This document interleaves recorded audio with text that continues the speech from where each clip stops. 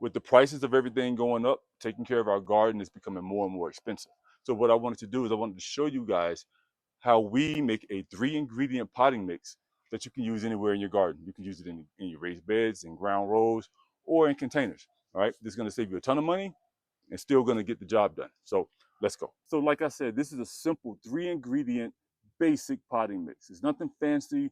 It's the same things that you're going to find at the potting mixes that you get from the big box stores. So it's going to, and it's super productive. We've been doing this for I think 4 years now, and it works. All right. So the first thing that I'm going to do is I'm going to let some water run into my Gorilla cart right here, because our first ingredient is going to be peat moss. Now, you can substitute if you have a preference or you have a bias against peat moss. Use coco coir, but today we're using peat. And peat, if you've ever worked with it before, you know that it doesn't really mix really well at first. Once it starts to get wet, it's a little bit easier. But in the beginning, getting this stuff thoroughly soaked in is a challenge. It's hard. But we're gonna start with some peat, and I'm gonna use about half of this container full of peat, half of this Gorilla cart. I'm just making a big batch because we have some strawberries we want to plant. So I'm gonna just make a big batch of this mix to go down in that area. All right, gonna wet this in really good. Like I said, peat does not like to get wet initially.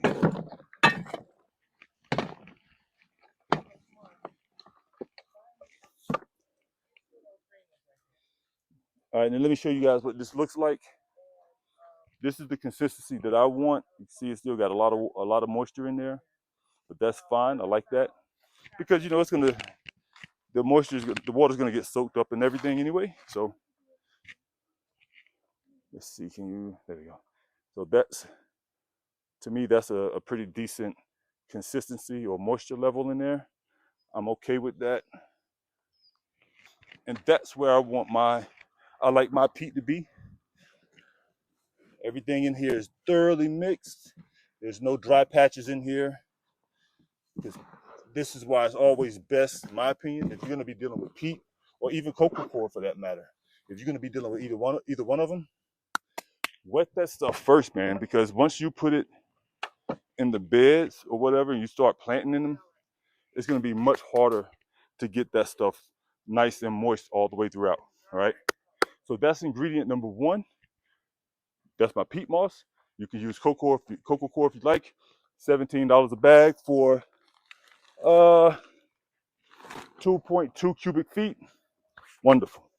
The next thing I'm gonna add is some perlite.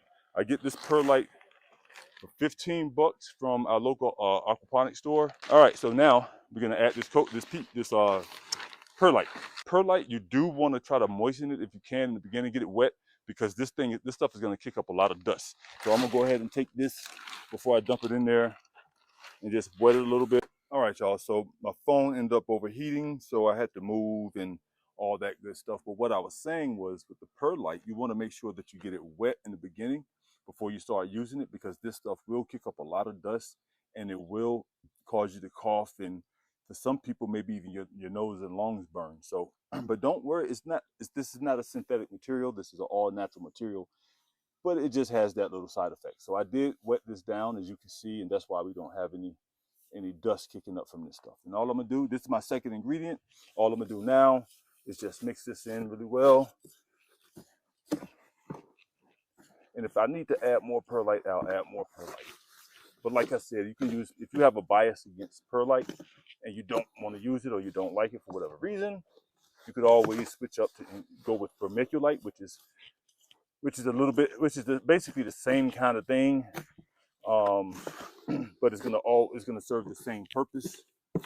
It's gonna allow for air to get into your mix. It's going to help to fight compaction, and it's going to allow for water to drain really well. All right, y'all. So y'all see that? That's nice and well mixed. Look at that. Look at that. It's looking like some store-bought stuff. And if you dig down, you can see. I don't know if y'all can see all the way down there, but it got perlite. It's down all throughout the mix, right? So we're off to a good start, y'all. We're off to a good start. Our third and last ingredient is going to be a 356 organic fertilizer. This is it. All right, this is our last ingredient. This is a decently balanced fertilizer. You know, it's not over the top. It doesn't have like any super high numbers like in the 9s or 10s or nothing like that. So it's a relatively balanced fertilizer. I'm gonna just throw that down there. See that get kicked up a little bit of dust. All right, we're gonna throw that in there, and then we're gonna just mix. And I'm being generous because this stuff is gonna go like, depending on how much you're trying to make for, you know, to fill up a different number of planters or beds or whatever, pots or beds or whatever. You may add, you may want to add more. So I'm gonna be generous because this is going in an earth bed, earth row, whatever you want to call it. I call them earth beds. Earth, you know, it's all the same stuff, right? But we got a decent amount of fertilizer in here, and I just want to make sure it's mixed in as best as I can get it. I'm gonna add one more handful for good measure, right? And that's it, man. That's it. That is a 3-ingredient potting mix, DIY style. Y'all, you don't have to go spend $10 for a bag of this. And this is about how much you're gonna get out of a $10 bag. You're probably not even gonna get this much. This is half of this Gorilla cart. All right, and this isn't even the larger of the Gorilla carts, right? But we've already, and keep in mind, like the peat moss that we've just used to make this mix, we've already been using it in other containers. We've been using it in other containers, and so we've already used up maybe a quarter of the bag, and you see what I'm saying? Like we still have 3/4 of the bag, roughly 3/4 of that bag left. All right, and it made this much. It made this much potting mix. The vermiculite, once again, I told y'all, it's like you almost like you can't use it all. I dumped a nice amount in here, and everything looks good, looks wet, looks nice and moist, looks healthy. So between the potting mix, I mean between the peat moss was 17, the perlite was 15, and then to be fair, this this feed, this fertilizer was actually on sale. We got it on clearance from Walmart a couple of weeks ago. It was only like $3 a bag for a 4-pound bag, right? But typically this stuff costs about $9 to $12. So $12 for this, 15 for the perlite, and basically 15 for the peat moss. I mean, you're looking at what roughly $45 plus or minus, for all the materials you need to make ample potting mix, man. You don't have to spend a arm and a leg. You don't have to give an arm and a leg to try to get this stuff. You can make it yourself. $45, and you can make, I don't know, man. You could fill up a bunch of planters, a bunch of containers, some quite a few raised beds or whatever with this stuff right here, instead of going out and buying that stuff out of the Home Depot and Lowe's, right? But that's it. That's the basics of this DIY potting mix. Now, if you want to make this even fancier, we understand that, you know, I'm gonna take it one step further, right? Because peat moss is acidic, it has a low pH, right? So it can be fairly acidic, and we're using a lot of it. So what I'm gonna do, just to take it a step further, is I can add some garden lime to this mix. I'm gonna add a little bit of garden lime.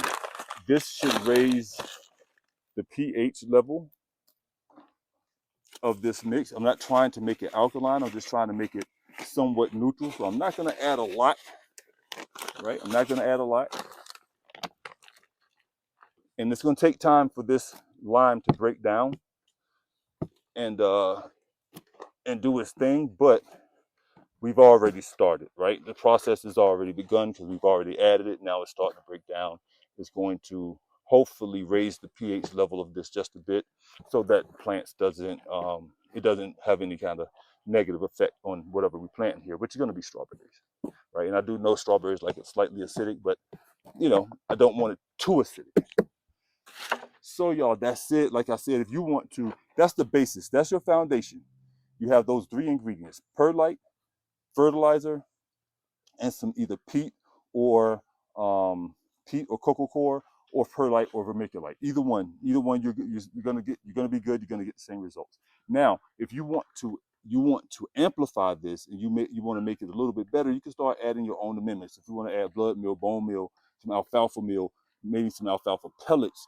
You want to add any other organic matter to this to kind of give it that boost. You can do that. Next thing I'm gonna do is once we put it in the beds for the strawberries, I'm going to top it off with some cow manure. And the cow manure is going to have the microbial life in it that's going to break all this stuff down, right? So that's the plan. That's the idea behind, doing what I'm doing, right? But that's it. Like I said, if you want to add more fertility to it, you're going to add those amendments, and then you're going to add some microbial life to it, and this stuff is going to work perfectly. I've used this for the last 4 years, never had a problem with it. This stuff is nice and fluffy, nice and airy, so it's good for tubers, potatoes, um, root crops, beets, carrots, stuff like that. So now that we have our mix, let's do a comparison of the ingredients that's in the store-bought bag of Patio Plus. So this is our Patio Plus, and let's just look at the ingredients real quick. See the ingredients down here: recycled forest products. That's the wood chips that you're gonna find in any bag of potting mix or garden soil that you buy.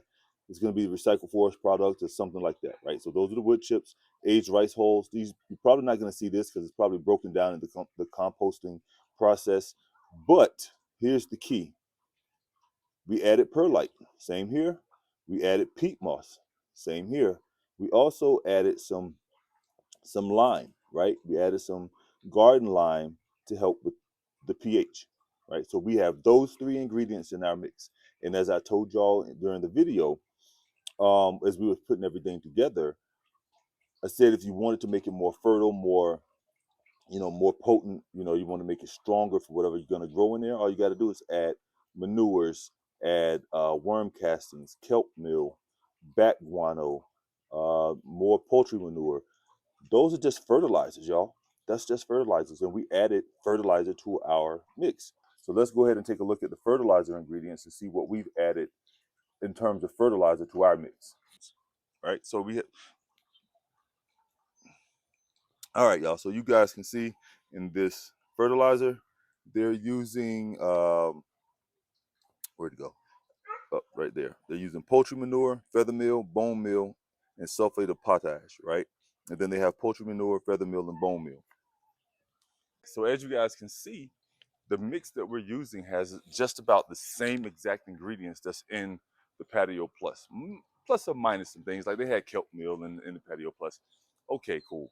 But we still have an ample amount of fertilizers added to our own mix that's going to be able to rival and stand next to this Patio Plus, right? So it's just that easy to make your own fertilizer, you guys. It's not hard.